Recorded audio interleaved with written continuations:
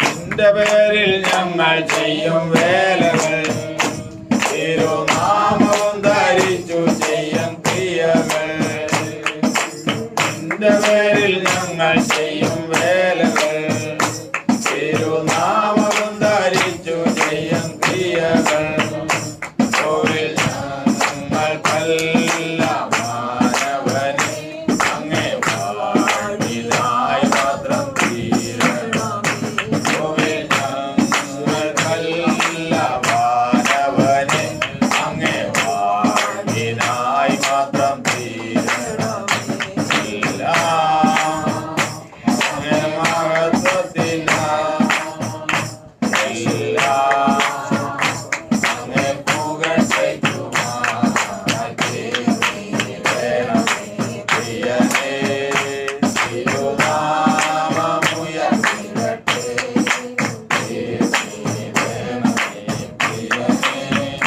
തിരുനാമമുയർത്തിടട്ടെ അങ്ങേ മഹത്വത്തിനായി. നമുക്കെല്ലാവർക്കും എഴുന്നേറ്റ് നിന്ന് 112-ാമത്തെ സങ്കീർത്തനം വായിച്ച കർത്താവിന്റെ പാദപീഠത്തിലായിരിക്കാം. 112-ാമത്തെ സങ്കീർത്തനം.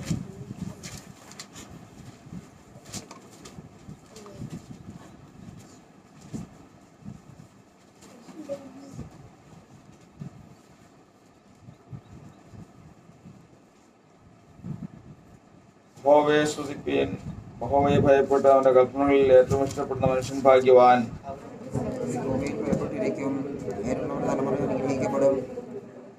ഐശ്വര്യവും സമ്പത്തും അവന്റെ വീട്ടിലുണ്ടാകും. അവന്റെ നീതി എന്നേക്കും നിലനിൽക്കുന്നു.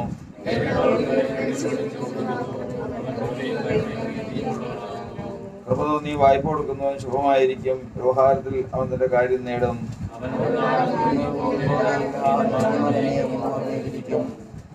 ദുർവർത്തമാന നിമിത്തം അവൻ ഭയപ്പെടുകയില്ല. അവന്റെ ഹൃദയം യഹോവയിൽ ആശ്രയിച്ച് ഉറച്ചിരിക്കും.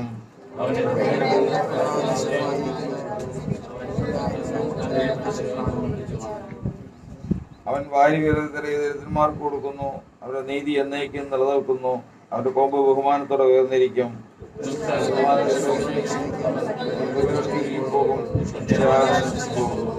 കർത്താവിനെ സ്തുതിക്കാം. പരിശുദ്ധനായ ദൈവമേ, സ്വർഗ്ഗസ്ഥ പിതാവേ, ഈ നല്ല സമയത്തിനായി ഞങ്ങൾ കർത്താവിനെ സ്തുതിക്കുന്നു. കൃപയാൽ ഞങ്ങളെ ഇന്നുവരെയും നടത്തിയ ദൈവം ഇന്നും ഈ ആരാധനയ്ക്ക് ഞങ്ങളോടൊപ്പം ഉള്ളതുകൊണ്ട് സ്തോത്രം. കർത്താവിന്റെ കൃപയും സാന്നിധ്യം ഞങ്ങളോടൊപ്പം ഇരുന്ന് ഞങ്ങളെ ഇന്ന് കർത്താവെ ഈ ആരാധനയിൽ വിടുതൽ പ്രാപിപ്പാൻ തക്കണം, അനുഗ്രഹം പ്രാപിപ്പാൻ തക്കണം, പ്രാപ്തരാക്കണം, അതിനുവേണ്ടി ഒരുക്കണം. ജനത്തിനായി സ്തോത്രം, പ്രധാനായിരിക്കുന്നവർക്കായി സ്തോത്രം. എല്ലാം കർത്താവ് ക്രമീകരിച്ചു കൊള്ളണമേ. യേശുവിന്റെ നാമത്തിൽ തന്നെ നമുക്ക്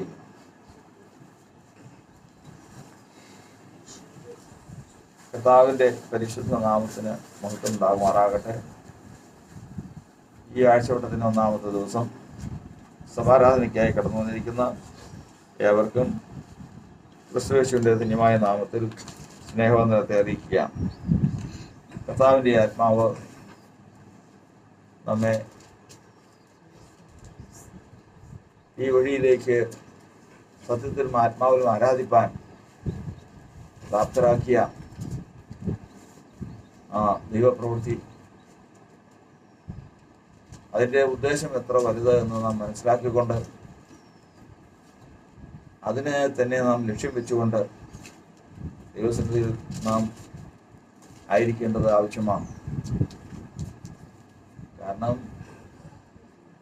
ആരാധന എന്ന് പറയുന്നത് ഒരു മനുഷ്യനെ സംബന്ധിച്ച് ദൈവമുമ്പാകെ ഏറ്റവും വിലപ്പെട്ടതാണ്. വിശ്വാസത്തിലേക്ക് കർത്താവ് വിളിച്ചത് തന്നെ അതിനു വേണ്ടിയിട്ടാണ്. എന്നെ ആരാധിപ്പാൻ എൻ്റെ ജനത്തെ വിട്ടയക്കാം. ദൈവത്തെ ആരാധിക്കണം, അതാണ് ദൈവത്തിൻ്റെ ആഗ്രഹം. മനുഷ്യനെ സൃഷ്ടിച്ചപ്പോൾ ആദാമും ഹവ്വയും ഇതുപോലെ ആരാധന ഉണ്ടായിരുന്നു. അതിന് മറുപടി ഇങ്ങനെയുള്ള ഒരു ആരാധന ആവശ്യമായിരുന്നില്ല. സാക്ഷാൽ ഇസ്രായേലിന്റെ ആരാധന എന്ന് പറയുന്നത് സ്തുതിയും സ്തോത്രവും, വേറൊന്നും ചെയ്യേണ്ട. പക്ഷെ അവൻ ആരായിരിക്കണം? സാക്ഷാൽ ഇസ്രായേലിനായിരിക്കണം. ഇസ്രായേലിൻ എന്ന് പറഞ്ഞു കഴിഞ്ഞാൽ ഇന്ന് പാലസ്തീനിൽ കാണുന്ന ഇസ്രായേലിനല്ല ഇസ്രായേലിൻ. ഇസ്രായേൽ എന്ന് പറഞ്ഞാൽ ആരാ? ഇസ്രായേൽ എന്ന് പറഞ്ഞാൽ അതിന് പ്രധാനമായിട്ടും 3 അടയാളമാണ്. 1, ദൈവത്തിന്റെ ആത്മാവ് കൊണ്ട് ആരാധിക്കണം. 2, ക്രിസ്തുയേശുവിൽ പ്രശംസിക്കണം. 3, ജഡത്തിൽ ആശ്രയിക്കാതിരിക്കണം. ആദ്യമായിട്ട് കേൾക്കുക. ഫിലിപ്പിയർ 3:1 വായിക്കും. ഇസ്രായേലിൻ ആരാണ്? വിശ്വാസി ആരാണെന്നുള്ളതാണ്.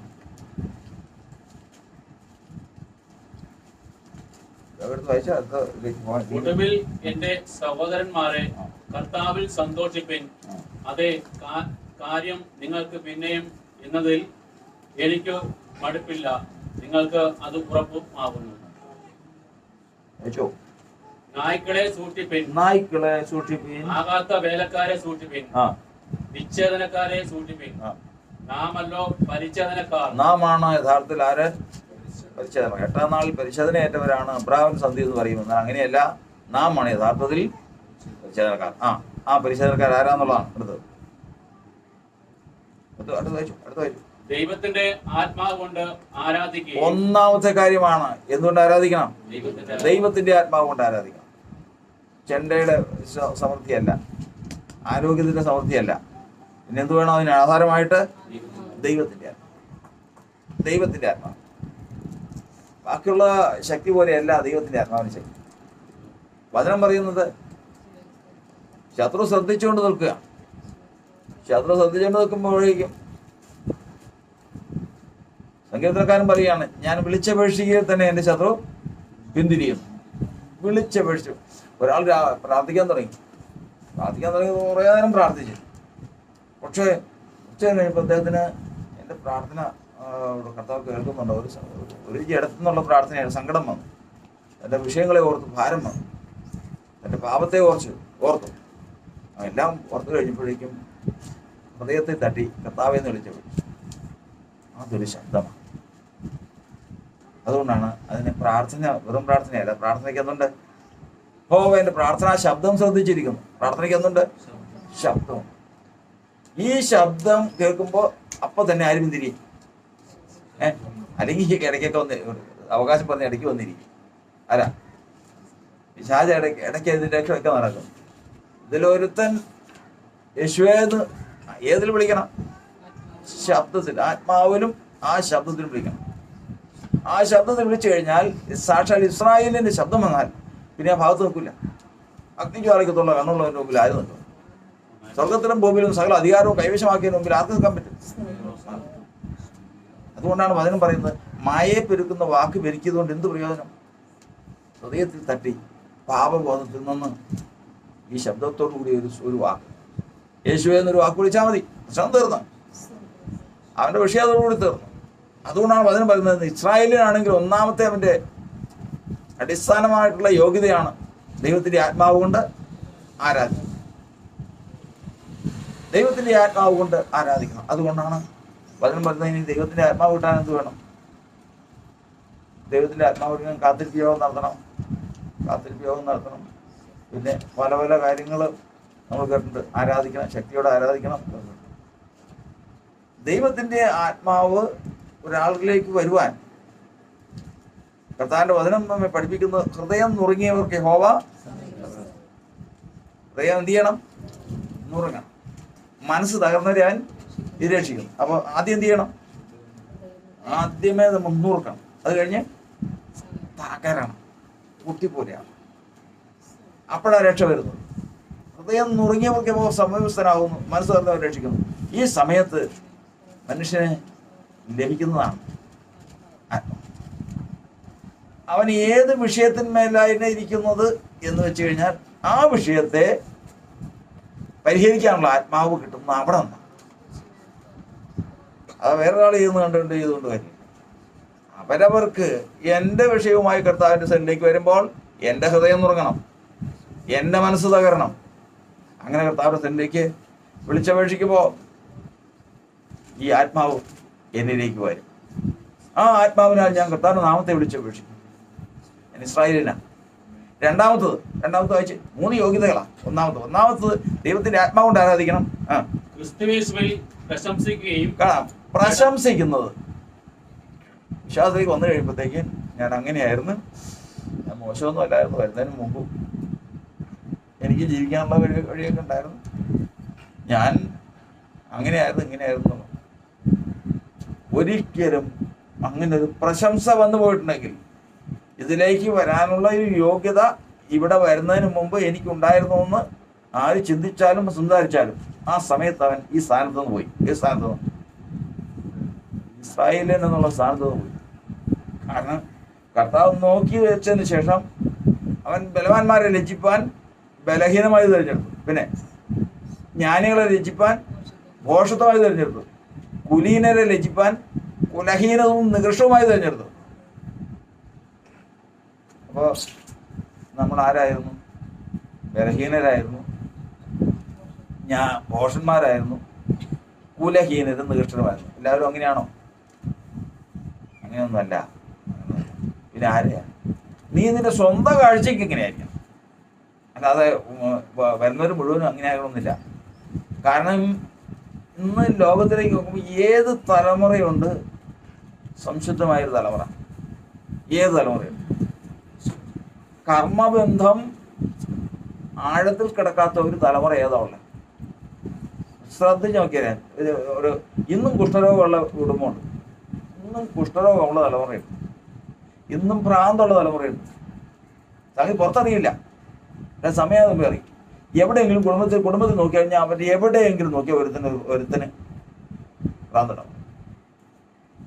ഇതെല്ലാം ഇതൊന്നുമില്ലാതെ സംശുദ്ധമായൊരു തലമുറ ഏതാണ്? അങ്ങനെ തലമുറ ഉണ്ടായിരുന്നെങ്കിൽ നമുക്ക് അതിലേക്ക് ഒന്ന് ആശ്രയിക്കാം. അങ്ങനെയില്ല. അതുകൊണ്ട് ചിന്തിക്കുന്നവനും പഠിക്കുന്നവനും ഈ ലോകത്തിൽ ഏത് തലമുറയിൽ ജനിച്ചാലും അതേതാണ്? നികൃഷ്ടമായ തലമുറയാണ്. ആ തലമുറയെ സംബന്ധിച്ചാണ് വചനം പറയുന്നത്, വ്യർത്ഥവും നിർഭാരമ്യവുമായ നിങ്ങളുടെ നടപ്പിൽ നിന്ന് നിങ്ങൾ വീണ്ടെടുത്തിരിക്കുന്നത് പൊന്ന് വെള്ളി മുതലായ അഴിഞ്ഞു പോകുന്ന വസ്തുക്കളെ കൊണ്ടല്ല, പിന്നെയോ ക്രിസ്തുയേശുവിൻ എന്ന കുഞ്ഞാടിന്റെ നിഷ്കളങ്കവും നിർമ്മലമായ കുഞ്ഞാടിന്റെ രക്തം കൊണ്ടത്രേ. അതെന്നാണ്. അപ്പൊ അതുകൊണ്ട് മനുഷ്യൻ ഒരിക്കലും എന്ത് ചെയ്യാൻ പാടില്ല? പ്രശംസിക്കാൻ പാടില്ല. എന്തില്? ലോകത്തിൽ പ്രശംസിക്കാൻ പാടില്ല. എന്ത് പ്രശംസയുണ്ടെങ്കിലും എന്തിനെ പ്രശംസിക്കുള്ളൂ? ക്രിസ്തു. ലോകത്തിന് എല്ലാ നന്മയ്ക്കും കാരണം ക്രിസ്തുവാണ്. അപൂർവം ഏതിലെങ്കിലും പ്രശംസിക്കാത്തവര് ഉണ്ടാവില്ല. മൂന്നാമത്തല്ല, ജഡത്തിൽ ആശ്രയിക്കാം. സമയം വരുമ്പോഴേക്കും 100 വർത്താനം പറയുന്നതിനേക്കാളും 100 സംസാരിക്കുന്നതിനേക്കാളും ഭേദ ഒരാളോട് എന്ത് ചെയ്താലും കുറച്ച് ഈ പച്ചക്കറി കൊടുത്തിരിക്കുന്ന നട്ട് ഉണ്ടാക്കി ആ പച്ചക്കറി കടയിൽ കൊണ്ട് കൊടുത്തിരിക്കുക. അത് വിറ്റിട്ട് കടക്കാരൻ പൈസ കൊടുക്കും. അത് പ്രതീക്ഷിച്ച കൊടുക്കാമെന്നും പറഞ്ഞിരിക്കുന്ന മേടിച്ചതാ. അധികം കാശൊന്നുമില്ല, 1000-600 രൂപയുള്ളൂ. അത് കിട്ടണം. നടന്ന് മടുത്ത്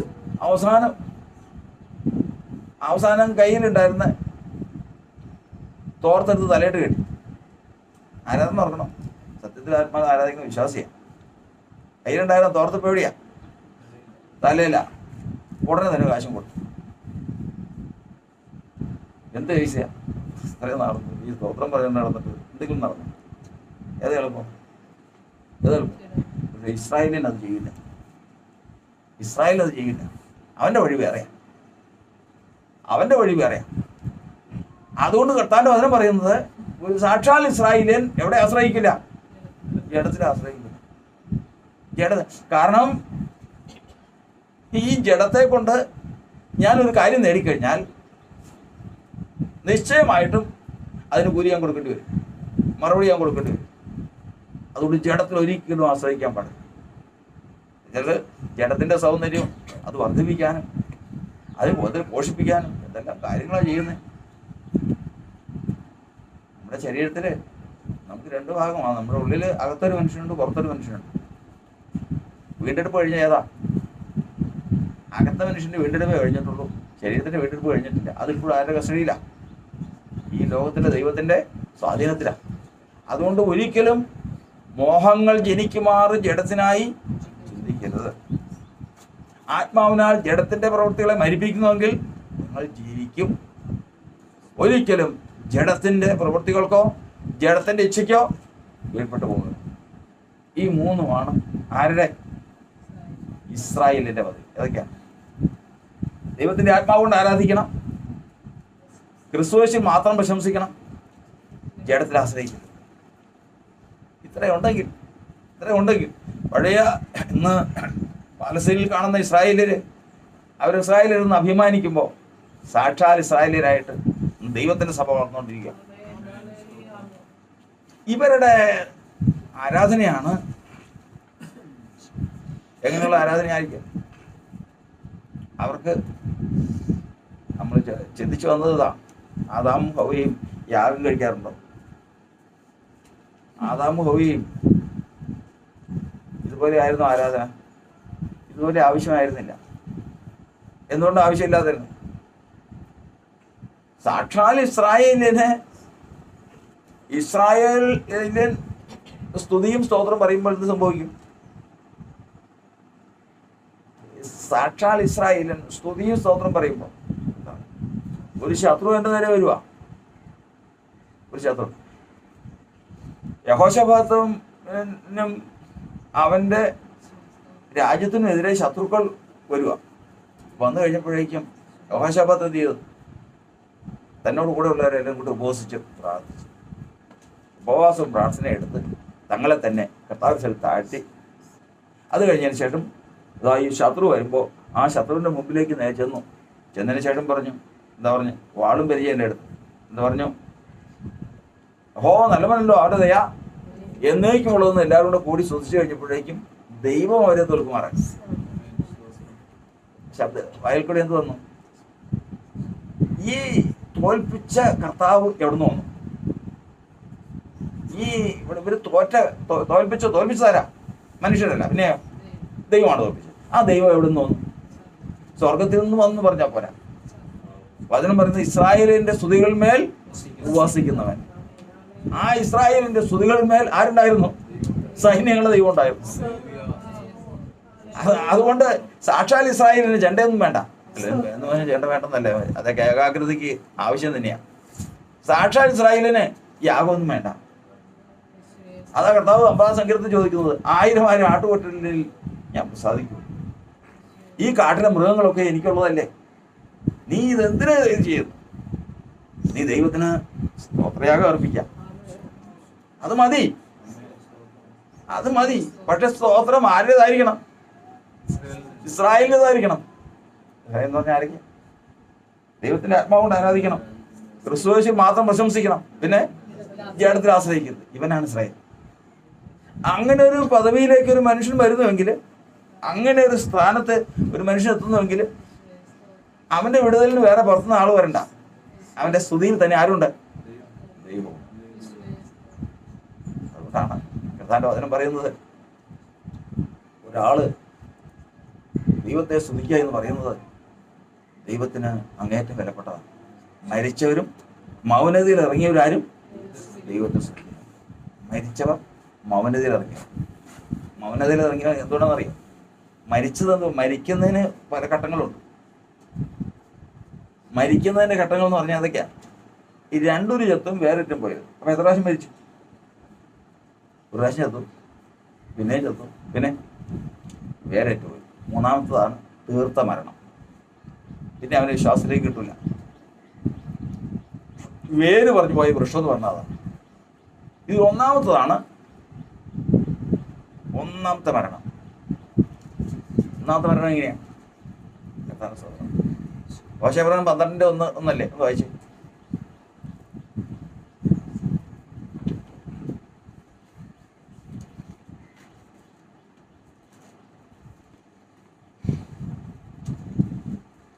ഇല്ല, നടക്കില്ല. നിങ്ങൾ ഇവിടെ ആരും വായിച്ചിട്ട് കാര്യം നടക്കില്ല. അപ്പോൾ ഇവിടെ ബാൽ മുഖാന്തരം പാപം ചെയ്തപ്പോൾ അവൻ മരിച്ചുപോയി. അപ്പൊ ദൈവത്തിന്റെ വചനം പറയുന്നത്, വിഗ്രഹത്തോട് അടുക്കുമ്പോൾ അവൻ ഒന്നാമത്തെ മരണം സംഭവിക്കും. അപ്പോഴും ശേഷിപ്പിച്ചിട്ടുണ്ടാവും. അതുകൊണ്ടാണ് കർത്താവിന്റെ വചനം വെളിപ്പാട് പുസ്തകത്തിൽ പറയുന്നത്, ചാകാറായ ശേഷിപ്പുകളെ ശക്തീകരിക്കാം. അത് തികഞ്ഞില്ല എങ്കിൽ വീണ്ടും മുമ്പോട്ട് പോയി കഴിഞ്ഞാൽ രണ്ടാമത് മരണം സംഭവിക്കും. ഇങ്ങനെ രണ്ട് മരണം സംഭവിച്ചു കഴിഞ്ഞാൽ അതിൻ്റെയൊക്കെ ഘട്ടങ്ങൾ എന്താണ്, എങ്ങനെയാണ് സംഭവിക്കുന്നത് എന്നുള്ളതൊക്കെ പിന്നീട് പഠിക്കാം. മൂന്നാമത്തെ ഘട്ടമാണ് വേര് പറഞ്ഞു. ക്രിസ്തുവിൽ നിന്ന് വേര് പറഞ്ഞു. പിന്നെ അവനാണ് വിശ്വാസത്തിൽ നിന്ന് പോയത്. അപ്പോൾ ഇവിടെ നിന്ന് നമ്മൾ പഠിക്കുന്നത്, ഇന്ന് കർത്താവിൻ്റെ സന്നിധിയിൽ ദൈവത്തെ സ്തുതിക്കാനായിട്ട് കർത്താവ് നമ്മെ ഈ പ്രാപ്തിയിലേക്ക് കൊണ്ടുവരാൻ വേണ്ടിയിട്ടാണ് ആരാധന. ഏത് പ്രാപ്തിയിലേക്ക്? ഇസ്രായേലിനായി തീർന്നിട്ട് ആ ഇസ്രായേലിൻ്റെ വായ കൊണ്ട് ദൈവത്തെ സ്തുതിക്കണം. അതാണ് ഈ ആരാധനയുടെ ഒക്കെ ലക്ഷ്യം. ഏത് ആരാധനയ്ക്കും ഏത് സ്തുതിക്കും ദൈവിക ലക്ഷ്യം അതാണ്. ഞാൻ എന്തിനാ ഇവിടെ വന്നു ചോദിച്ചു കഴിഞ്ഞാൽ, ഞാൻ എഴുന്നേൽക്കുമ്പോൾ ആരാധിച്ച് എഴുന്നേറ്റ് വരുന്നവൻ അതുകൊണ്ട് ദൈവത്തെ സ്തുതിച്ചാൽ നിശ്ചയമായിട്ടും ആ വിഷയത്തിന്മേൽ പരിഹാരമായിരിക്കണം. അതിന് പരിഹാരമില്ല എങ്കിൽ ആരാധന പൂർണ്ണമാകുന്നില്ല. അതുകൊണ്ട് ഇന്ന് കർത്താവിൻ്റെ സന്നിധിയിൽ നാം ആയിരിക്കുമ്പോൾ ഇന്ന് നമ്മുടെ ആരാധന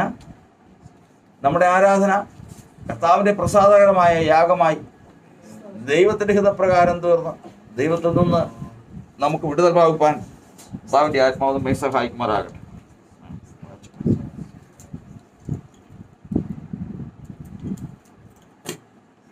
കർത്താവിന് സ്തോത്രം.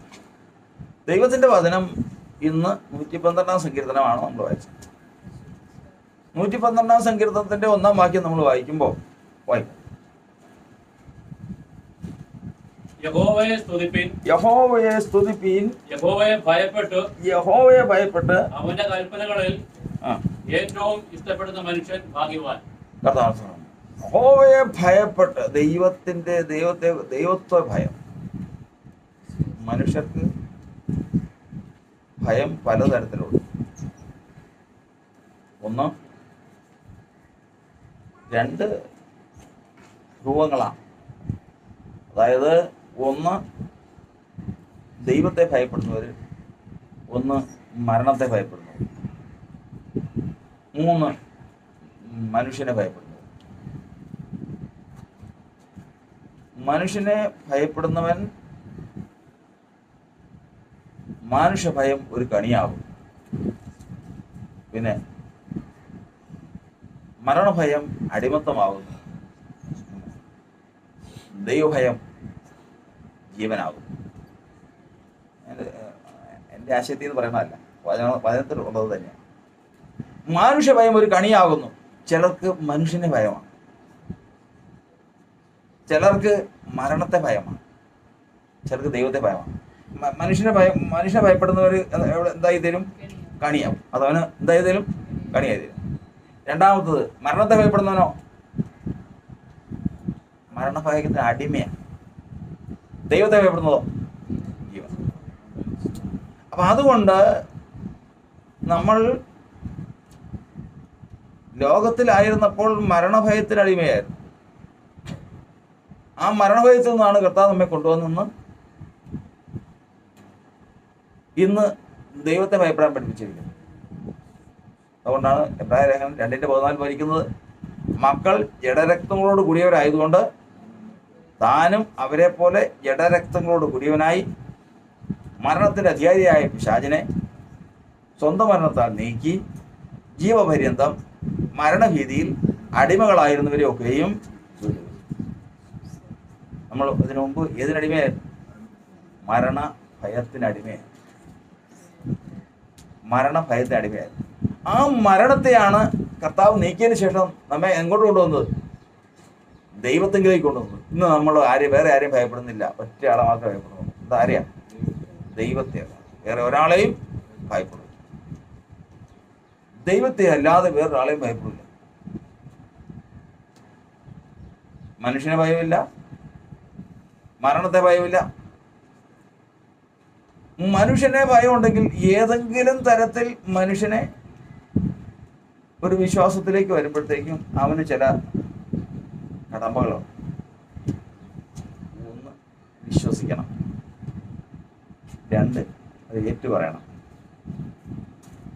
മൂന്ന്, അനുസരിക്കണം. നാലാമത്തത് ദൈവം കൊടുക്കുന്ന ശുശ്രൂഷ അത് പ്രാപിക്കണം. എത്രേ 4. ഏതൊക്കെയാ? വിശ്വസിക്കുമ്പോൾ, ഏറ്റുപറയുമ്പോൾ, അനുസരിക്കുമ്പോൾ, ശുശ്രൂഷ പ്രാപിക്കുമ്പോൾ. ഈ 4 കടമ്പയിലും ശത്രു ആളെ ആക്കിയിരിക്കുക. ഈ 4 സമയത്തും, അതായത് ഇപ്പൊ ഈ ലോകപ്രകാരമുള്ള ഒരു വിശ്വാസിയുടെ ഒരു അവിശ്വാസി ജാതിയുടെ അടുത്ത് ചെന്ന് കഴിഞ്ഞാൽ അവനെ ഒരിക്കലും വിശ്വസിക്കാതിരിക്കാൻ, ഏതെങ്കിലും തരത്തിൽ വിശ്വസിച്ചാൽ തന്നെ അവനെ കൊണ്ട് ഏറ്റുപറയിക്കാതിരിക്കാൻ, ഇനി ഏറ്റു പറഞ്ഞാൽ തന്നെ അത് അനുസരിക്കാതിരിക്കാൻ, ഇനി ഏറ്റു പറഞ്ഞ് അനുസരിച്ചൊരു വിശ്വാസിയായി തന്നെ അവൻ നാളെ ഒരു ശുശ്രൂഷകനായി തീരാതിരിക്കാൻ 4 ജംഗ്ഷനിലും ആളെ വെച്ചേക്കുക. വെച്ചിരിക്കുന്ന വേറെ ആരെയല്ല, മനുഷ്യനെ. ഇത് 4 തരണം ചെയ്തിട്ട് വേണം ഒരു മനുഷ്യൻ ആരായിത്തീരാൻ, ശുശ്രൂഷയായി തീരുന്ന നിത്യജീവനെ പ്രാപിക്കാനായിട്ട്. നമ്മൾ ശുശ്രൂഷ എന്ന് പറഞ്ഞു കഴിഞ്ഞാൽ ഇവിടെ നിന്ന് പ്രസംഗിക്കുന്ന മാത്രമല്ല ശുശ്രൂഷ. എല്ലാം ക്രിസ്തുവിൽ കർത്താവ് വിളിച്ചു വരുത്തുന്ന ഏത് സ്ത്രീ ആയാലും പുരുഷനായാലും അവർക്കെല്ലാം എന്തുണ്ട്? ശുശ്രൂഷ. നമുക്കുള്ള ശുശ്രൂഷ ഏതാണെന്ന് നമുക്കറിയാം. നമുക്കുള്ള ശുശ്രൂഷ അറിയണമെങ്കിൽ എന്താ പറഞ്ഞിരിക്കുന്നത്? അവന്റെ വിളിയാനുള്ള ആശ എന്നാണ്. നമ്മെ വിളിച്ചപ്പോൾ കർത്താവ് എന്ത് ചെയ്തിട്ടുണ്ട്? ആശ വെച്ചു. ഒരാശ നമ്മെ കുറിച്ച് വെച്ചിട്ടുണ്ട്. അത് വിട്ടിട്ടാണ് നമ്മൾ ഓരോരുത്തർ വഴിക്ക് പോകുന്നത്. ആ ദൈവം നമ്മെ കുറിച്ച് വെച്ചിരിക്കുന്ന ആശ, ആ ആശ, അതായത് ഇസ്രായേലിന്റെ പ്രത്യാശയൊക്കെ ആരുടെ മേൽ? എൻ്റെ മേലും നിന്റെ ദൈവത്തിന്മേലും അല്ലയോ? ദൈവസഭയ്ക്കും കർത്താവിനും ഒരാശ നമ്മെ കുറിച്ചുണ്ട്. ദൈവസഭയിൽ ഒരു ശുശ്രൂഷയാണ്. നമ്മൾ വിചാരിക്കും നമ്മൾ വെറുതെ വിളിച്ചതാണ്. ഇല്ല, ശേപ്രകാരത്തിൽ പറഞ്ഞിരിക്കുന്നത് ഒരിക്കലും ഞാൻ എന്നെ വെറുതെ അന്വേഷിപ്പിക്കുന്നെന്ന് പറഞ്ഞിട്ടില്ല. ആരെ വിളിച്ചാലും അവനെക്കുറിച്ചൊരു ഉദ്ദേശമുണ്ട്, അവനെക്കുറിച്ച് കർത്താവിനൊരു ആശയുണ്ട്. ആ ആശ നിവർത്തിച്ചു കഴിഞ്ഞാൽ അവൻ എവിടെയാണെന്നറിയോ? ആ ആശ നിവർത്തിച്ചു കഴിഞ്ഞാൽ എല്ലാവരും പ്രതിഫലമുണ്ട്. സ്വർഗത്തിൽ നമ്മൾ പറഞ്ഞു കേട്ടിട്ടുണ്ട്, സ്വർഗത്തിൽ ചെന്ന് കഴിഞ്ഞാൽ എല്ലാവരും ഒരുപോലെ. സ്വർഗത്തിൽ എല്ലാവരും ഒരുപോലെ. അങ്ങനെയാണോ? അങ്ങനെയല്ല. സ്വർഗത്തിൽ ചെന്ന് കഴിഞ്ഞാൽ ഏതൊക്കെ കൂട്ടമുണ്ട്? സിംഹാസനങ്ങളിൽ ഇരിക്കുന്ന ഒരു കൂട്ടമുണ്ട്, രാപ്പകൽ ആരാധിക്കുന്ന ഒരു കൂട്ടമുണ്ട്, യേശുവിനോടുകൂടെ ദൈവസിംഹാസനത്തിൽ ഇരിക്കുന്ന ഒരു കൂട്ടമുണ്ട്. അങ്ങനെ വിവിധമായ കൂട്ടങ്ങളുണ്ട്. ഇതിലേറ്റവും ശ്രേഷ്ഠമായ കൂട്ടത്തിലേക്ക് ചെല്ലാൻ എന്ത് വേണമെന്ന് അറിയാം? എന്ത് ചെയ്യണം? 6:18 വായിക്കും. റോമാലേഖനം 6-ാം അധ്യായത്തിന്റെ 18 വാക്യം.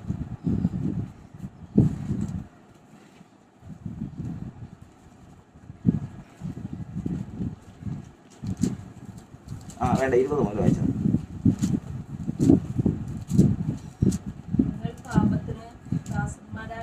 നിങ്ങൾ പാപത്തിന് ദാസന്മാരായിരുന്നപ്പോൾ നീതിയെ സംബന്ധിച്ച് സ്വതന്ത്രരായിരുന്നുവല്ലോ.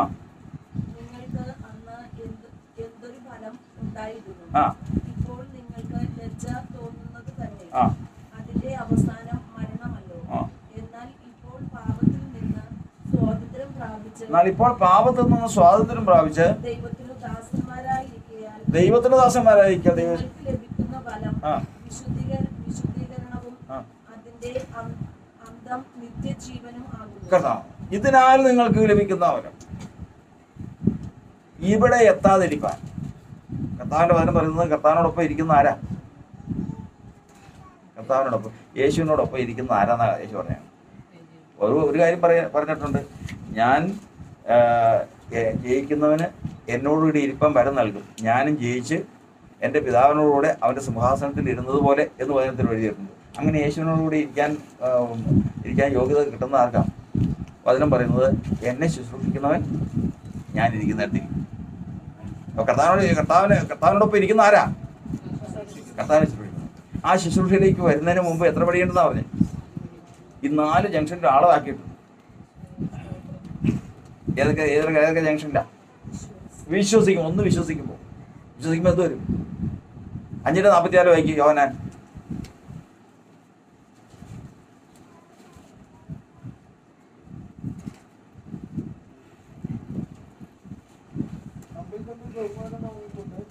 തമ്മിൽ ബഹുമാനം വാങ്ങിക്കൊണ്ട് ഏക ദൈവത്തിന്റെ പക്കൽ നിന്നുള്ള ബഹുമാനം കാക്ഷിക്കാത്ത നിങ്ങൾക്ക് എങ്ങനെ വിശ്വസിക്കാൻ കഴിയും? ഏത് മനുഷ്യനും സമൂഹത്തിലൊരു സ്ഥാനമുണ്ട്.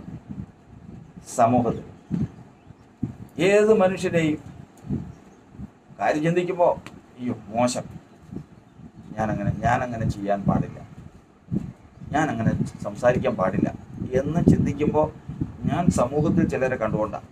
കാരണം എന്നെ ശ്രദ്ധിക്കുകയും എന്നെ അറിയുകയും ഞാൻ അറിയുകയും ചെയ്യുന്ന ഒരു സമൂഹത്തിൻ്റെ ഇടയിലാണ് എൻ്റെ ജീവിതം. അവരെന്നെ മാനിക്കുന്നുണ്ട്, ഞാൻ അവരെയും മാനിക്കുന്നുണ്ട്. ഈ കൂട്ടുകെട്ടിൽ ഇരിക്കുന്ന കാലത്തോളം ഒരു മനുഷ്യന് വിശ്വസിക്കാൻ സാധിക്കില്ല. അപ്പൊ അത് കർത്താവ് ചോദിക്കുന്നത്, ഈ ബഹുമാനം ആ ലോകം മുഴുവനും എന്നെ വെറുത്താലും എനിക്ക് ബഹുമാനം എവിടെ നിന്ന് മതി? ദൈവത്തിൽ നിന്ന് പറഞ്ഞാൽ പോരാ. ദൈവത്തിൽ നിന്ന് പറഞ്ഞാൽ മതിയോ? എനിക്ക് ബഹുമാനം വേണ്ട.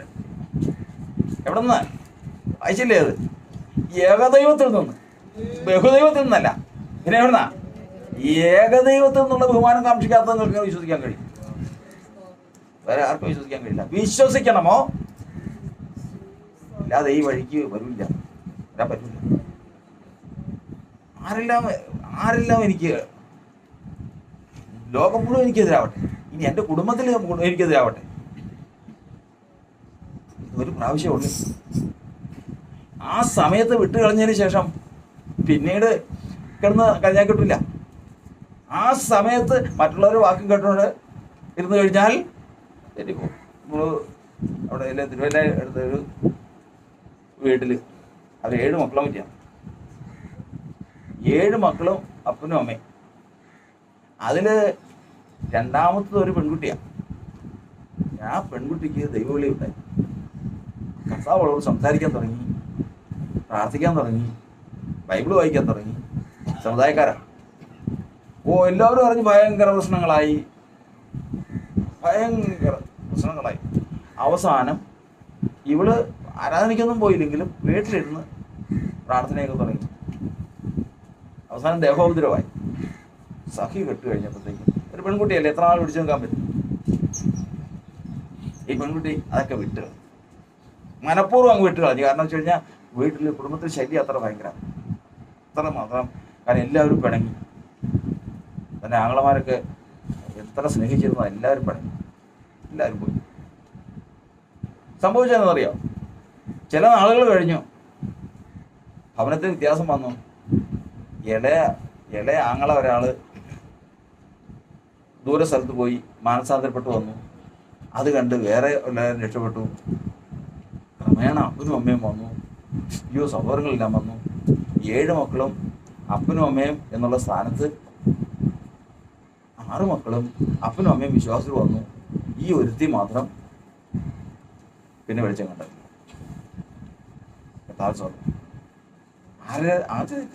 അവൾ മാത്രം ഇന്നും അതിലേക്ക് വരാൻ സാധിക്കുന്നില്ല. കാരണം വിശുദ്ധന്മാർക്ക് ഒരിക്കലായി വരവേൽപ്പിച്ചിരിക്കുന്ന വിശ്വാസം. നമുക്ക് അവസരം വന്നുവെങ്കിൽ, എൻ്റെ ദൈവം എനിക്ക് അവസരം തന്നുവെങ്കിൽ, അപ്പോസ്തലനായ പൗലോസ് പറഞ്ഞിരിക്കുന്ന പോലെ തൻ്റെ പുത്രനെ എന്നിൽ വെളിപ്പെടുത്തുവാൻ എൻ്റെ കർത്താവിനെ വിളിച്ചപ്പോൾ ഞാൻ മാംസരക്തങ്ങളോട് അനുവാദം ചോദിക്കാതെ നേരെ അവൻ്റെ വിളിക്ക് പുറപ്പെട്ടു. മനുഷ്യൻ അതാ. മനുഷ്യനെ ഞാൻ ചെയ്ത് കഴിഞ്ഞാൽ രാശിക്ക് ഇഷ്ടപ്പെടും. അത് വേണ്ട. ഇത് ചിന്തിച്ചു പോയാൽ അത് ദൈവികമാണെങ്കിൽ കുഴപ്പമില്ല. പക്ഷേ ദൈവവുമായിട്ടുള്ള ബന്ധത്തിൽ വിശ്വാസത്തെ സംബന്ധിച്ചാണെങ്കിൽ, മാനത്തെ സംബന്ധിച്ചാണെങ്കിൽ, ദൈവത്താലുള്ള മാനം എനിക്ക് മതിയെന്ന് വിചാരിച്ചിട്ടല്ലാതെ ഒരുത്തനെ വിശ്വസിക്കാൻ സാധിക്കില്ല. അതൊരു ഒന്നാമത്തെ കടമയാണ്. അതുകൊണ്ടാണ് കർത്താവ് വചനം പറയുന്നത്, നമ്മുടെ ദൈവം നമ്മെ എങ്ങനെ വിടുവിച്ചു? മനുഷ്യരുടെ കൂട്ടുകെട്ടിൽ നിന്ന് വിടുവിച്ചു. എന്തിൽ നിന്ന്? മനുഷ്യരുടെ. അപ്പൊ മനുഷ്യരൊക്കെയും ലോകത്ത് ജീവിച്ചുകൊണ്ടിരിക്കുന്നത് എങ്ങനെയാണ്? കൂട്ടുകെട്ടാണ്. നാം സാമൂഹ്യ ജീവിയാണ്. ഇത് തമ്മിൽ ഒരു ബന്ധമുണ്ട്. നാം ഇടകലർന്ന് കിടക്കുകയാണ്. നമ്മുടെ വേരുകൾ സമൂഹത്തിലുണ്ട്. സമൂഹത്തിന്റെ വേരുകൾ നമ്മുടെ ഹൃദയത്തിലുമുണ്ട്. പക്ഷേ ബഹുമാനം വരുമ്പോൾ ഏകദൈവത്തുള്ള മാനം മതി എന്ന് വിശ്വസിക്കുന്നവൻ അവൻ വിശ്വസിച്ച് കൂട്ടും. കർത്താവിന് സ്തോത്രം. അവൻ ആരെ ഭയപ്പെടില്ല? മനുഷ്യനെ ഭയപ്പെടും. രണ്ടാമത്തെ ഘട്ടം 10:12 യോഹന്നാൻ.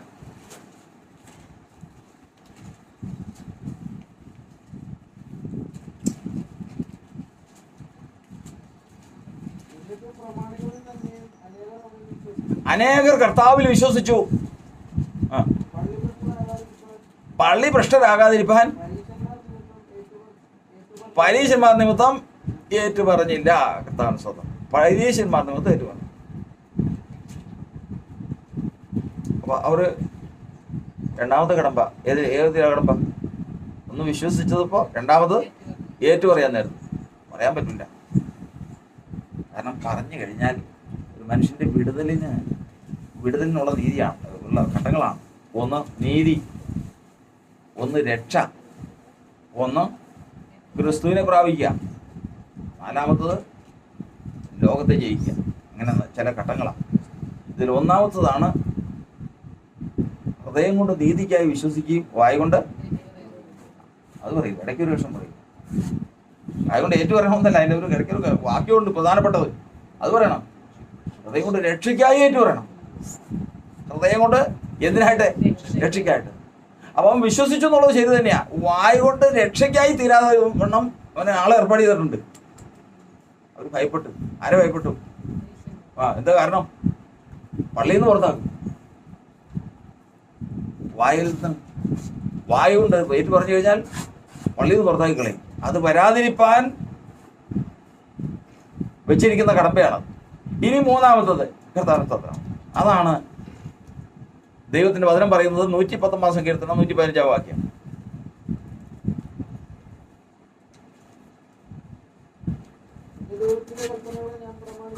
എന്റെ മൂന്നാമത് കേട്ടായി. ഒന്നാമത്തെ ഏതാന്ന് പറഞ്ഞേ? ഒന്നാമത് വിശ്വസിച്ചു, രണ്ടാമത് ഏറ്റു പറഞ്ഞു, മൂന്നാമത്തത് അനുസരിക്കാൻ പോവാ. അനുസരിക്കാൻ വന്നപ്പോ എന്റെ ദൈവത്തിന്റെ കർമ്മങ്ങളെ പ്രമാണിക്കേണ്ടതിന് ദുഷ്കർമ്മികളെ എന്നെ വിട്ട് ഏതെങ്കിലും താമസം.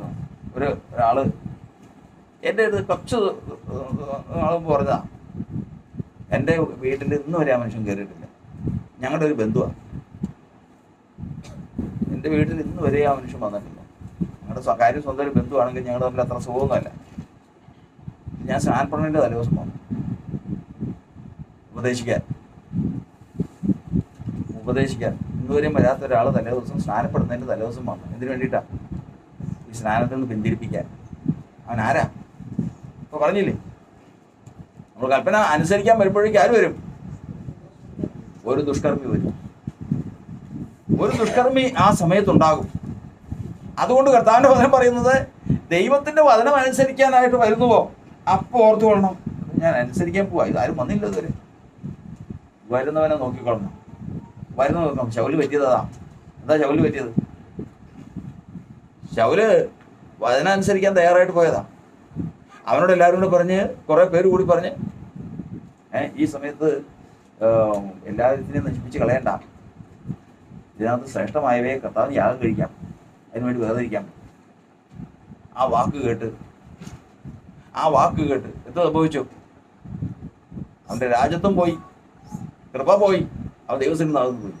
മനുഷ്യനെ നോക്കിയാലുള്ള അവസ്ഥയാണ് ഇത്. മുഴുവനും നിയമിച്ചു വെച്ചിരിക്കുന്ന ഒരു മനുഷ്യൻ ഇപ്പൊ ഇവിടെ വന്നു കഴിഞ്ഞാൽ, ഒരു മനുഷ്യൻ ഇനി ഏതെങ്കിലും കാരണവശാൽ ദൈവത്തെ അറിഞ്ഞാൽ വിശ്വസിക്കാതിരിപ്പാൻ, ഇനി അഥവാ വിശ്വസിച്ചാൽ ഏറ്റുപറയാതിരിപ്പാൻ, ഇനി ഏറ്റുപറഞ്ഞാൽ തന്നെ അതനുസരിക്കാതിരിപ്പാൻ, ഇനി അനുസരിച്ചാൽ തന്നെ അടുത്ത ഘട്ടം തെസ്സലോനിക്ക ലേഖനം 1 തെസ്സലോനിക്കർ 2-ാം അധ്യായത്തിന്റെ 4-ാം വാക്യം.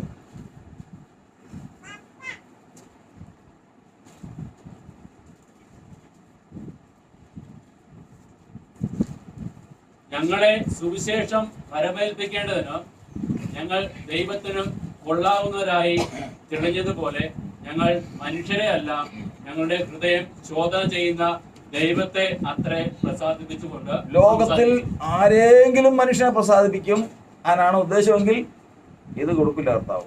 ഏത് ശുശ്രൂഷ കൊടുക്കില്ല. ഒരൊറ്റ കാര്യം മാത്രം, ഞാൻ എന്ത് ചെയ്താലും ആര് പ്രസാദിക്കണം? ഉടയവൻ പ്രസാദിച്ചാൽ മതി. ഉടയവൻ പ്രസാദിച്ച് വേറെ ആരും പ്രസാദിക്കണ്ട. അങ്ങനെ ഒരു ഹൃദയാവസ്ഥ ഉണ്ടെങ്കിൽ അവനെ ഏൽപ്പിക്കുന്നതാണ് അത് ശുശ്രൂഷ. ഈ ശുശ്രൂഷ പൂർത്തിയാക്കുന്നവനാണ് എവിടെ പോയിരിക്കുന്നത് എന്ന് പറഞ്ഞേ? കർത്താവിനൊപ്പം പോയി. അതിന് തുടക്കം എവിടുന്നാ? അപ്പൊ ഇതിന് മുഴുവനും കടമ്പയ്ക്ക് നമുക്ക് എതിര് വെച്ചിരിക്കുന്ന ആരാ? മനുഷ്യരാണ്. അതാണ് മാനുഷ്യ ഭയം. എന്താണ്? ഒരു കാര്യം, മനുഷ്യനെ ഭയപ്പെടരുത്. ദൈവത്തെക്കാൾ ഉപരി ഒരു മനുഷ്യനെ ഭയപ്പെടരുത്. ദൈവത്തെക്കാൾ ഉപരി മനുഷ്യനെ ഭയപ്പെടാൻ പാടില്ല. കാരണം അത് കണിയായി തീരും. വിശ്വസിക്കുമ്പോൾ വരും, ചിന്തയിൽ വരും, സംസാരിക്കുമ്പോൾ വരും, അതുപോലെ പ്രവർത്തിക്കുമ്പോൾ വരും, ഏതെങ്കിലും ദുഷ്കർമ്മി വരും. എന്നാൽ ദൈവത്തെ തന്നെ പ്രസാദിപ്പിക്കുന്നു ആണ് ഇവന്റെ ഉദ്ദേശമെങ്കിൽ ദൈവം അത് തന്റെ ശുശ്രൂഷയും കൊടുത്തു. ആ ശുശ്രൂഷ പൂർത്തിയാക്കിയവൻ കർത്താവിനോട് നിത്യതയിൽ വസിക്കും. ദൈവസന്നിധിയിൽ നാം ഇറങ്ങി തിരിച്ചതാ. നാം ഒരു വലിയ ലക്ഷ്യം കണ്ട് ഇറങ്ങി തിരിച്ചതാ. നമുക്കും ഉണ്ട് ഒരു ലക്ഷ്യം.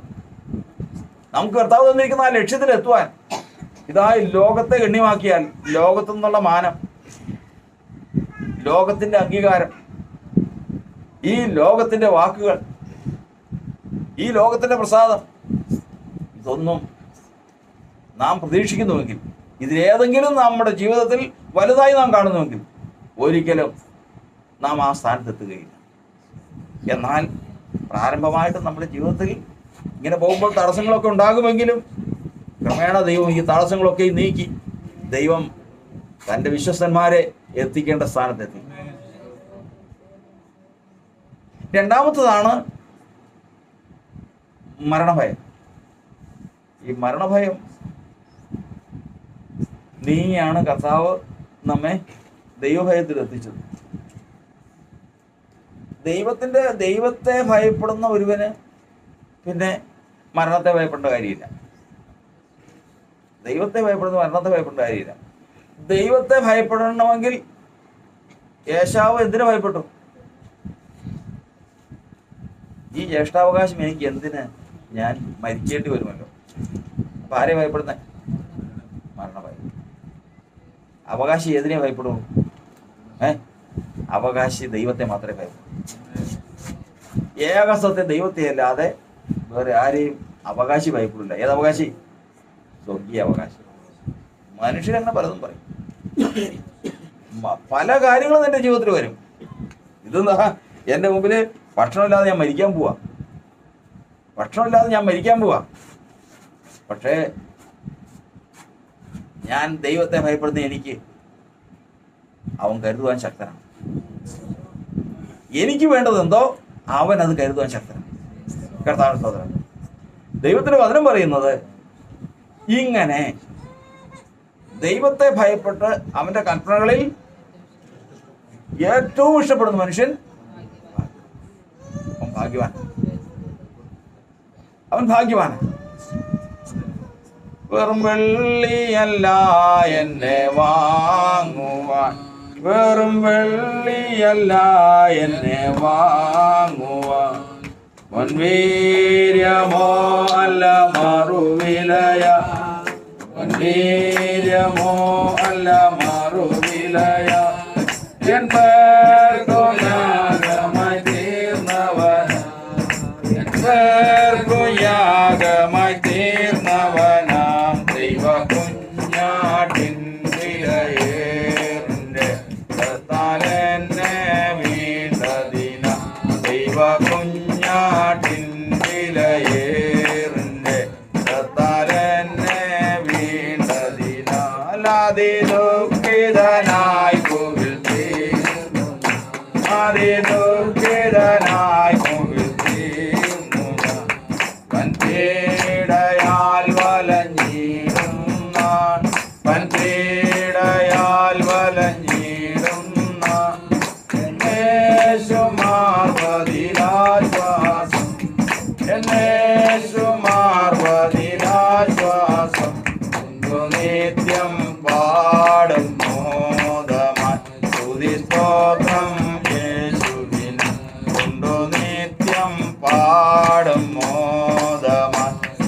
സ്തോത്രം യേശുവിന് ഞാൻ പാടും